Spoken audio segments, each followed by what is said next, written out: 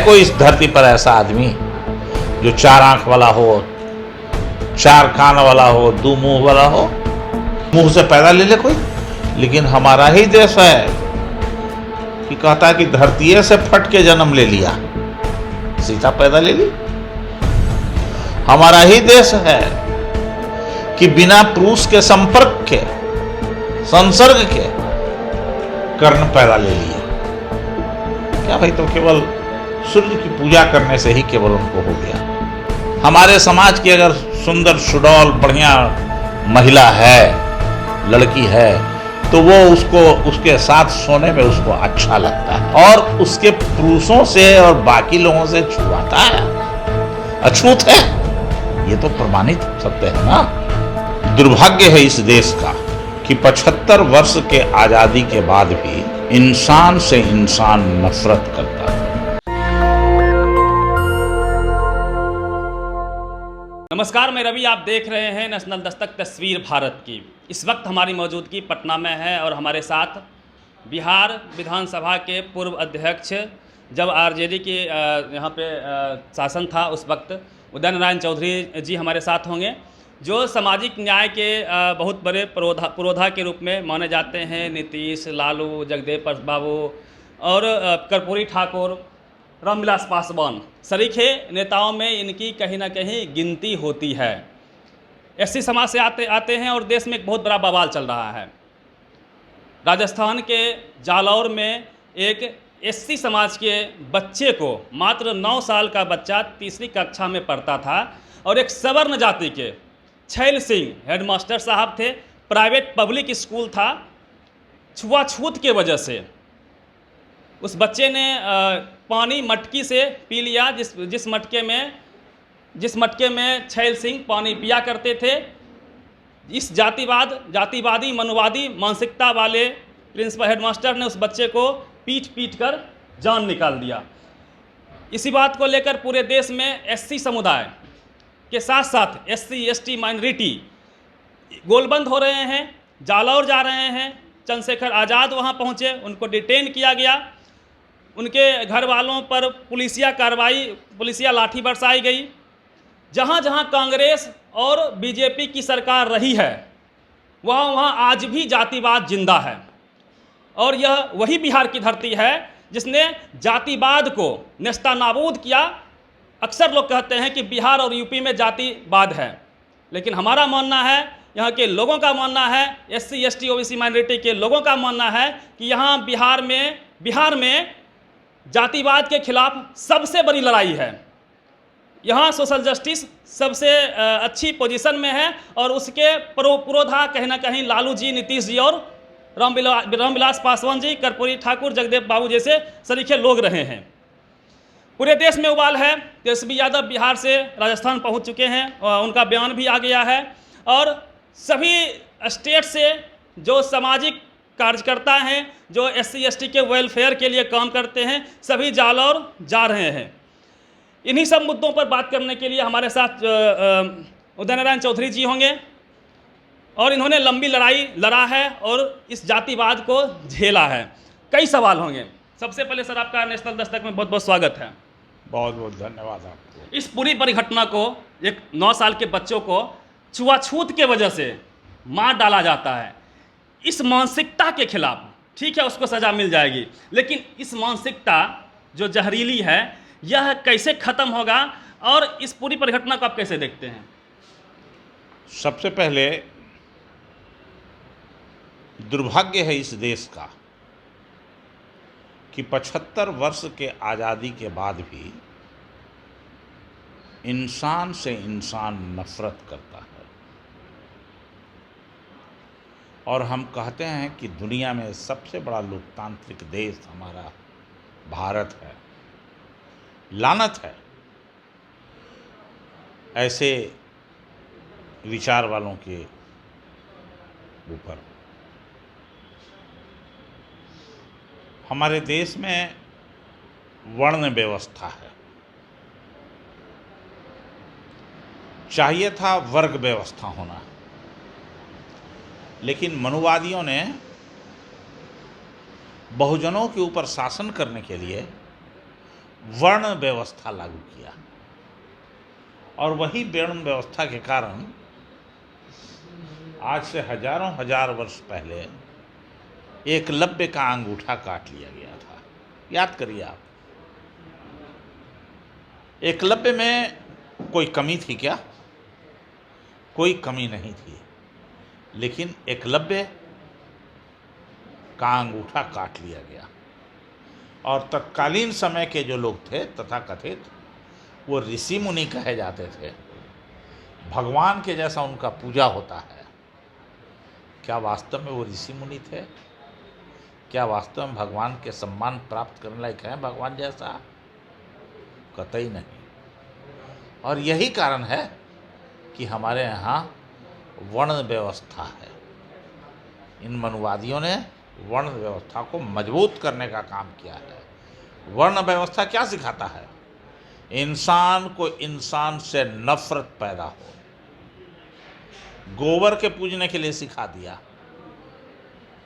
पैखाना को, पत्थर को पूजवा दिया, लेकिन इंसान को नहीं पूजवाया। है कोई इस धरती पर ऐसा आदमी जो 4 आंख वाला हो, 4 कान वाला हो, 2 मुंह वाला हो? एक भी ऐसा पैदा नहीं दिया। एक बड़ा आरोप आप लगा रहे हैं। एक मिनट, लेकिन साक्षात हम लोग मान लेते हैं कि ब्राह्मण कैसे पैदा लिया। मनुवादी लोग वेद के और मनुस्मृति में क्या लिखा है कि ब्राह्मणों का पैदाइश मुंह से हुआ, क्षत्रिय का पैदाइश छाती से हुआ, वैश्य का पैदाइश पेट से हुआ, और शूद्र का जन्म पैर से हुआ। ऐसा कोई विज्ञान है हमारे धरती पर कि मुंह से पैदा ले ले कोई? दुनिया में ऐसा कोई उदाहरण है क्या? लेकिन हमारा ही देश है कि कहता है कि धरती से फट के जन्म ले लिया, सीता पैदा ले ली। हमारा ही देश है कि बिना पुरुष के संपर्क के, संसर्ग के कर्ण पैदा ले लिए। क्या भाई, तो केवल सूर्य की पूजा करने से ही केवल उनको हो गया? ऐसा कोई विज्ञान है क्या? लेकिन बरिया के नहीं दोष गोसाई, उनको कौन दोषी ठहराएगा? क्योंकि वो जिस वर्ग से आते हैं वो पूजनीय वर्ग कहा जाता है। हम सब लोग शूद्र वर्ग में गिने जाते हैं। हम धन्यवाद देना चाहते हैं, आभार व्यक्त करना चाहते हैं पेरियार के प्रति, रामास्वामी नाइकर पेरियार, जिसने आंख खुलवाने का काम किया। साहू जी महाराज, अंबेडकर साहब ने 1927 में मनुस्मृति को जलाने का काम किया था, और आज उसी मनुस्मृति के कारण, उसी वेद के कारण जालौन में उस बच्चे को पानी पीने के आरोप में मटके से वो ऐसा मारा कि बच्चा हमारा मर जाता है। दुर्भाग्य है ये सरकार को। और दिल्ली में बैठ करके मोदी जी क्या बोलते हैं, उसकी आलोचना नहीं करेंगे, उसके पास जाएंगे नहीं, जबकि वो विपक्ष ये सब में है। नाटक, हाँ, ये सब नाटक हो रहा है, नाटक। हम, ये अंबेडकर का संविधान है जो हमको और आपको भी कुर्सी पर बैठने दे रहा है। नहीं तो कुर्सी पर भी कहाँ बैठते हैं हम लोग? शूद्र कुर्सी पर बैठने के काबिल नहीं है। इस आधुनिक भारत में जब रामनाथ कोविंद राष्ट्रपति होते हुए जब जाते हैं पुरी के मंदिर में, तो उनको पूजा करने से वंचित कर दिया जाता है। मैं वहाँ के पंडितों को और पंडा लोगों को दोषी नहीं ठहराता हूँ, इसलिए मैं दोषी मानता हूँ तत्कालीन समय के महामहिम राष्ट्रपति जी को कि आप क्यों गए वहाँ पूजा करने के लिए? वहाँ पूजा करने से क्या आप दोबारा राष्ट्रपति हो जाते? लानत है। हमारे बिहार के मुख्यमंत्री गए थे, जीतनराम मांझी जी, मंदिर में इनको घुसने नहीं दिया, जबरदस्ती डीएम ने उसको खोल के घुसवाया इनको। लेकिन मेरा अपना यह कहना है कि आप गए क्यों? ये दलित वर्ग के भाइयों, शूद्र भाइयों, आप जुटिए, इसके खिलाफ बगावत कीजिए। ये मनुवादी व्यवस्था के खिलाफ, वर्ण व्यवस्था के खिलाफ बगावत कीजिए। इंसान और इंसान को जैसा जब तक सम्मान नहीं मिलता है तब तक आप संघर्ष जारी रखिए। एक सवाल सर मैं पुट करना चाहूँगा, एक सवाल। वर्ण व्यवस्था की चर्चा हो रही है और जाति का डिस्कोर्स कहीं ना कहीं इस घटना के बाद शुरू हुआ है और इस पर चर्चा करना बेहद ही ज़रूरी भी है। वर्ण व्यवस्था की चर्चा जहाँ तक है तो 1000 या फिर 1500 ईसा पूर्व में ऋग्वेद में वर्ण व्यवस्था आती है और रामायण की घटना, महाभारत की घटना बहुत पुरानी, लाखों साल पहले की बताई जाती है। फिर उस रामायण में कोई शूद्र कैसे है, उस रामायण में कोई धोबी कैसे है, उसी रामायण में कोई ब्राह्मण कैसे है, कोई क्षत्रिय कैसे है, कोई केवट कैसे है। इसका मतलब है या तो रामायण की घटना 1000 ईसा पूर्व पहले हुई है या फिर रामायण की घटना में जानबूझ के इन लोगों ने छेड़छाड़ करके जाति को बढ़ाने के लिए ग्रंथों के माध्यम से उसको प्रोपेगेट करने का काम किया गया है। इस पे आपका क्या कहना है? एकलव्य का अंगूठा काटा गया था कब? जिसकी व्याख्या त्रेता युग की बात करते हैं। एकलव्य का अंगूठा काटा गया था ना, इसलिए कि वो दलित समुदाय का था, शूद्र समुदाय का था। वो इस काबिल नहीं माना गया कि तुमको धनुष विद्या सीखने का अधिकार नहीं था। मनुस्मृति में लिखा हुआ है कोई शूद्र को पढ़ना मना है, वेद ग्रंथ। जो अगर पढ़ता है तो उसके कान में शीशा पिघला के डाल दो, ये लिखा हुआ है। तो ये जो जिसको आप ग्रंथ कह रहे हैं वो ग्रंथ था ही कब? वो तो तथाकथित लोगों के द्वारा ग्रंथ लिखा गया, उसकी कहाँ है वैज्ञानिक सत्यता? और अगर वैज्ञानिक सत्यता होती तब इस तरह की कहाँ? अभी तक कोई धरती पर ऐसा आदमी आया कि आधा आदमी का हो और आधा हाथी का हो शरीर?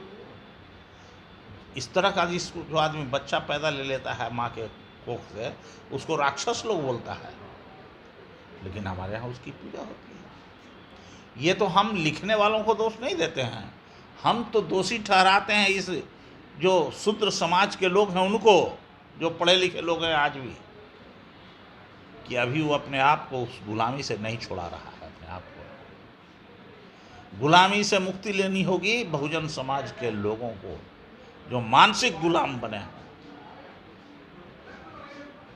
एक सवाल सर रहेगा कि ये गुलामी आखिर खत्म कैसे होगी? शिक्षा जिसकी चर्चा कहीं ना कहीं बाबा साहब अम्बेडकर ने भी किया था कि शिक्षा वह शेरनी का दूध है जो पिएगा दहाड़ेगा।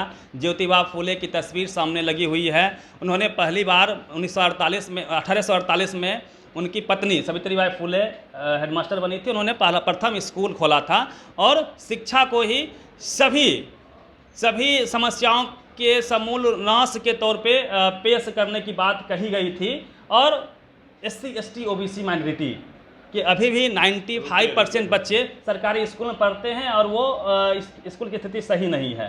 तो बहुजन समाज को आखिर कई एंगल से लड़ना होगा, सामाजिक, आर्थिक और मानसिक तौर पे। कौन सी शिक्षा? आदमी को बंदर बनाने वाला शिक्षा या इंसान को इंसान बनाने वाला शिक्षा? कौन शिक्षा की बात कर रहे हैं? वैज्ञानिक शिक्षा। वैज्ञानिक शिक्षा। वैज्ञानिक शिक्षा क्या कहता है? पहले जानो और तब मानो। और आदमी को आदमी नहीं बंदर बनाने वाला शिक्षा कहता है। जो आज की शिक्षा पद्धति है वो कहता है पहले मानो और तब जानो। दोनों फर्क है इतना। आज की जो शिक्षा है वो कहता है पहले जानो, पहले मानो और तब जानो। आज की शिक्षा कहता है। और वैज्ञानिक शिक्षा कहता है पहले जानो और तब मानो। उदाहरण के लिए मैं आपको बताऊं, ये दुनिया में प्रसिद्ध है, प्रसिद्ध नहीं माने प्रमाणित है कि सूरज से पृथ्वी छोटा है और हजारों गुना सूरज बड़ा है कि नहीं?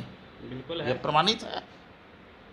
अब बताइए कि कौन सा विज्ञान था, कौन सी शिक्षा थी कि धरती पर रहने वाले हनुमान जी सूरज को निकल गए। पृथ्वी पर रहने वाले तो पृथ्वी के किसी एक ही कोना में न रहते होंगे, पृथ्वी के बराबर के नहीं ना होंगे। अब बराबर के भी होंगे तब सूरज को कैसे निकल जाएंगे? ये तो बहुत गर्म है। बहुत गर्म है। लेकिन हम और आप मानने लगे हैं ना, अभी पगा उगा पहने हुए हैं आप भी, तो कहाँ से होगा? तो ये इसी को कहते हैं वैज्ञानिक शिक्षा। पहले जानिए और तब मानिए। ये है डॉक्टर भीमराव अंबेडकर के शिक्षा के संबंध में अवधारणा, पेरियार की शिक्षा के संबंध में अवधारणा। ये शिक्षा नहीं जो रूढ़िवादी शिक्षा है, जो मनुवादी शिक्षा है, उस शिक्षा को नहीं। और जिस दिन ये वंचित वर्ग के लोग ये सीख जाएंगे कि पहले जानो और तब मानो, उस दिन फिर जालौन की घटना नहीं घटेगी। इंसान को इंसान के जैसा सम्मान मिलेगा। क्या लगता है कि राजस्थान हो, मध्य प्रदेश हो, जहां अब तक कांग्रेस बीजेपी होती रही है, वहाँ जातिवाद अधिक है या फिर बिहार में है? अक्सर बिहार पे आरोप लगता है कि बिहार में जातिवाद है, यूपी में जातिवाद है। यहाँ है क्या? सवाल इसका है ही नहीं। बिहार में कहाँ जातिवाद है? जिनके आंख में पट्टी है, कान में ठेपी है, उनको जातिवादी दिखाई देता है। जातवाद बिहार ने बनाया? किसने बनाया? ये जो वर्ण व्यवस्था बनाया, ये बिहार के लोगों ने बनाया क्या? जो वंचित वर्ग के लोग हैं वो बनाए क्या? कि तथाकथित समाज के अपने आप को इसकी अगुवाई करने वाले लोग बनाए हैं इसको।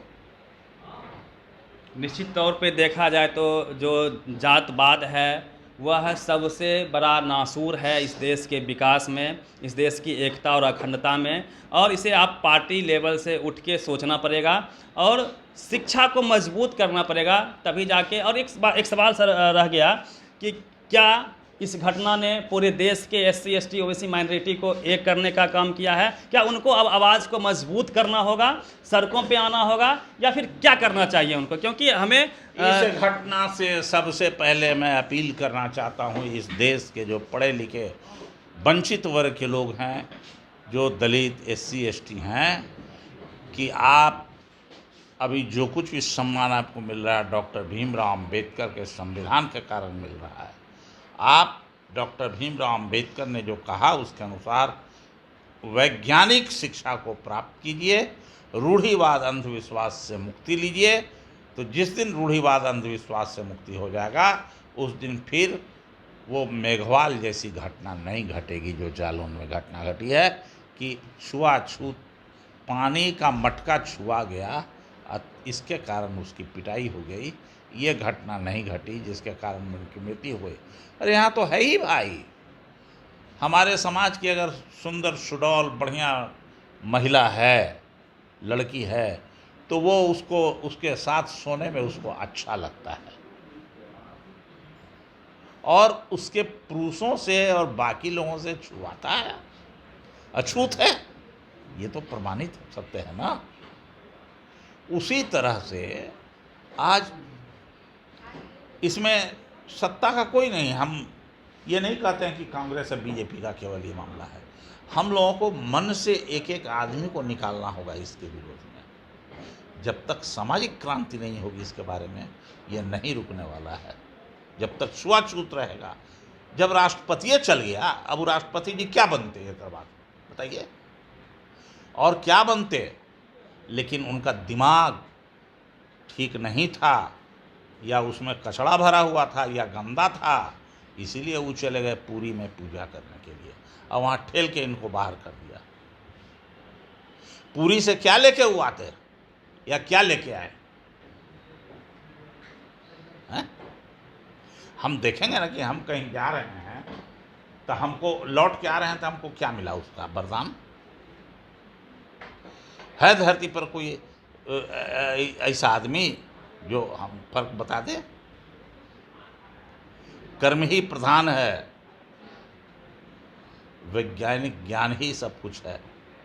देखिए हमारे वो जो राष्ट्रपति थे, क्या बोलते हैं, KR नारायणन, नहीं, अब्दुल कलाम। कलाम साहब, ऐसा ऐसा मिसाइल बनाया ज्ञान से कि पूरी दुनिया उसको उदाहरण देती है, उसके लिए एग्जाम्पल है, देश के धरोहर थे वो।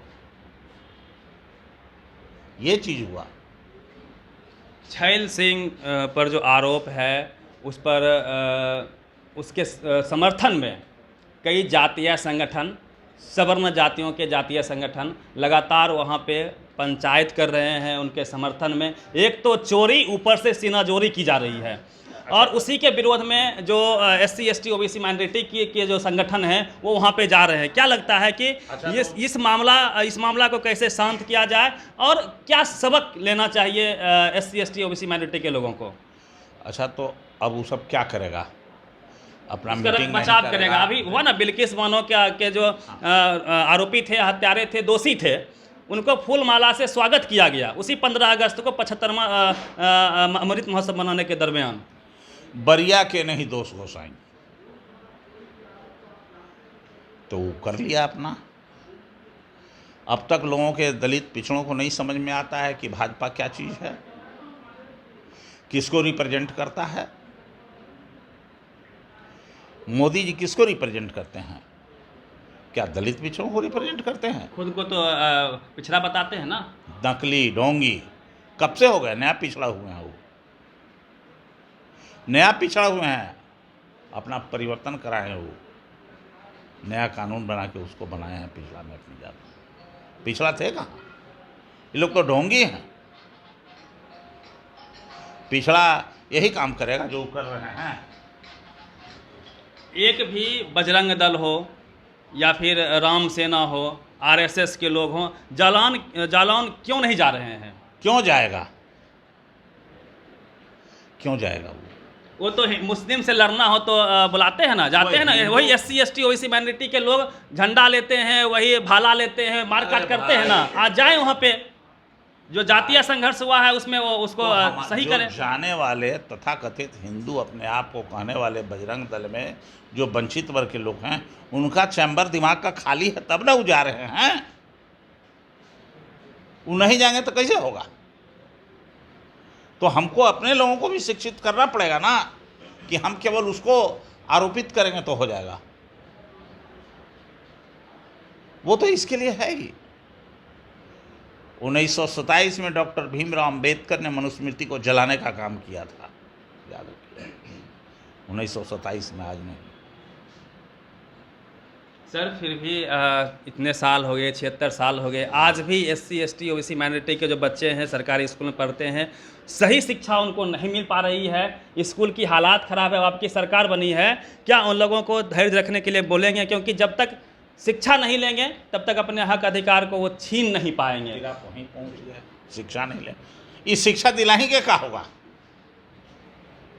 गुलाम बनाने वाला शिक्षा देने की जरूरत नहीं है, गुलामी से मुक्ति दिलाने वाली शिक्षा की जरूरत है, वैज्ञानिक शिक्षा की जरूरत है। मानसिक तौर पे भी उनको कहीं ना कहीं मजबूत करना। हाँ। सांस्कृतिक जो संस्कृति ने हमें जो गहरे घाव दिए हैं, जैसे जातिवाद हो या अन्य तरह की जो प्रथाएं रही है, तो उसको भी सांस्कृतिक तौर पर ही मजबूत होने की जरूरत है। ने जो संस्कृति बनाई है, जिसमें इंसान और इंसान से नफरत करने के लिए सिखाया जाता है, इंसान और इंसान को अछूत बनाया जाता है, उस संस्कृति वाले शिक्षा से दूर होना होगा, तभी आपको इज्जत और सम्मान मिलेगा, अन्यथा नहीं मिलेगा।